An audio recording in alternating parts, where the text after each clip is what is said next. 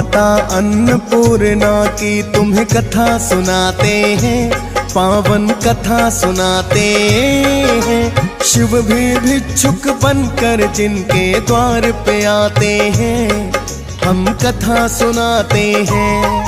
हम माता अन्नपूर्णा की तुम्हें कथा सुनाते हैं, पावन कथा सुनाते हैं। शिव भी भिक्षुक बनकर जिनके द्वार पे आते हैं, हम कथा सुनाते हैं।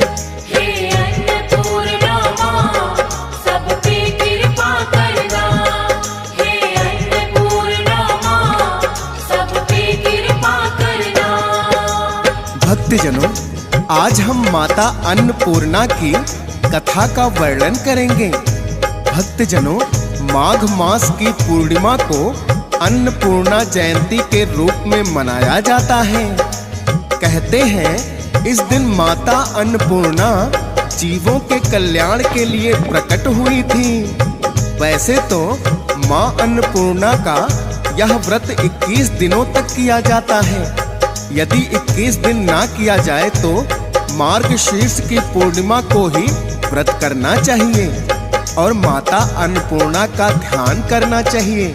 इस व्रत के करने से भक्तों के घर में धन धान्य की कोई कमी नहीं रहती। भक्तों, माता अन्नपूर्णा किस प्रकार प्रकट हुई, आइए सुनते हैं ये पौराणिक कथा।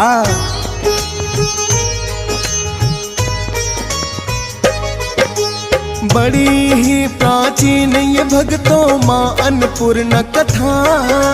जब भिक्षुक स्वयं शंकर जी को बनना पड़ गया था। एक समय ये धरती सारी बंजर हो गई है, क्योंकि अनेकों ही वर्षों तक वर्षा नहीं हुई है। अन्न का संकट धरती के जीवों पर आया है। इस चिंता ने सारे ही देवों को सताया है। विष्णु जी के पास में फिर तो सभी देवता आए। धरती सारी बंजर हो गई, चिंता दी बतलाए। बोले समाधान इसका हम आपसे चाहते हैं, पावन कथा सुनाते हैं। शिव भी भिक्षुक बनकर जिनके द्वार पे आते हैं, हम कथा सुनाते हैं। हे अन्नपूर्णा माँ, सब पे कृपा करना। हे अन्नपूर्णा माँ, सब पे कृपा करना। भक्तजनों, जब सभी देवताओं ने विष्णु जी से आकर विनती की कि धरती पर अनेकों ही वर्षों तक बरसात नहीं हुई, इस प्रकार तो सभी भूख से बेहाल हो जाएंगे और धरती से जीवन ही नष्ट हो जाएगा। आप तो सभी जीवों के पालन करता हैं, आप कुछ उपाय करें। विष्णु जी कहने लगे, आप सभी देवतागण भगवान भोलेनाथ की शरण में जाएं, वो इस समस्या का अवश्य समाधान कर देंगे।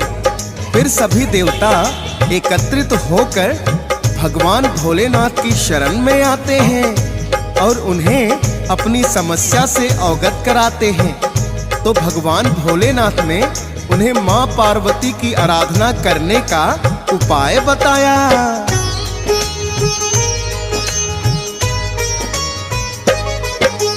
सब देवों ने फिर तो भक्तों माता का ध्यान लगाया। प्रकट हो गई मां